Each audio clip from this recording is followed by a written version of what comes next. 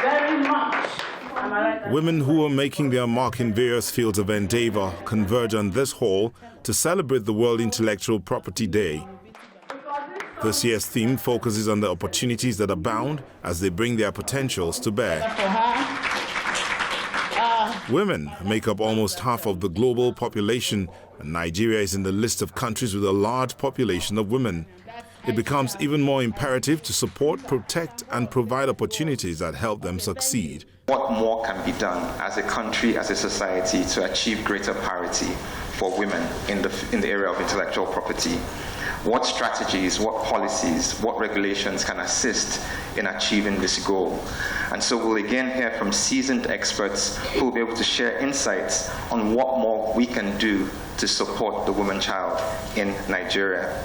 So part of transformation, I think, is looking again to the business sector to be an engine for development, to help the 130 plus million people get away from poverty and live a more dignified life. And to say again, I think the role of women is particularly important because they are already a very strong force. Challenges confronting businesses in Nigeria abound. However, the impact of these challenges is more obvious on businesses owned by women. These include funding and lack of infrastructure, and it appears this is not lost on the government.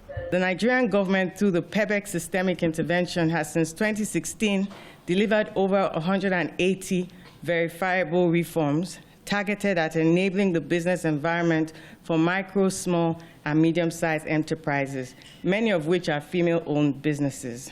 The conversation then breaks into panel sessions, with the first one focusing on accelerating female innovative and creative enterprises. Now we've expanded into 4 manufacturing sites. The most recent sits on 60 hectares in Ogun State, and we are beginning to manufacture things that have never been manufactured, in Nigeria. So baby steps, leaps, fall down, cry, get up, continue. But that's the Amazon story in a nutshell. We need to embrace that as women and say that, listen, just by the little that I can do, I'm changing 10, 15 lives, just looking at the value chain directly and indirectly. So that's why for me, creativity and innovation is very important. And IP is so important when it comes to the way we do things, because you're able to now have a lifetime of ownership that can continue to bring you money, bring you resources, bring you value. The second panel session takes a look at the regulatory and policy support for female entrepreneurs. We in Channels, we have a program that we have so many programs actually, cutting-edge programs that we use to enhance and to showcase, to serve as a platform for young women who are excelling or who have a calling in these areas. And we have also created a gender desk.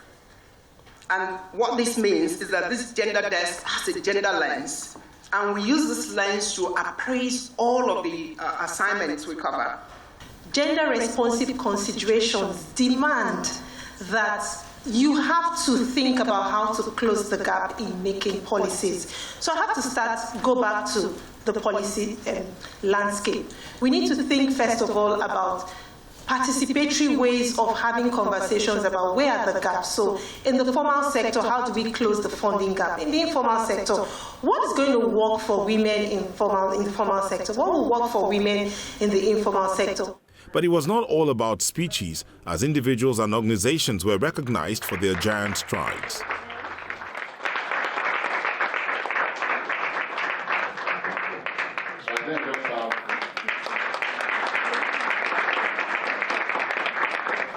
That is not all. The We Were NIP logo is then launched.